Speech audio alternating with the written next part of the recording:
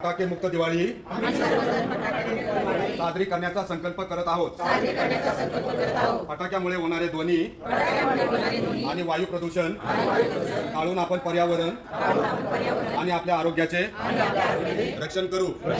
दिव्यांनी प्रकाशमान होणारी दिवाळी फटाक्यांच्या धुराने माखणारी नाही, तर स्वच्छ आणि आरोग्यदायी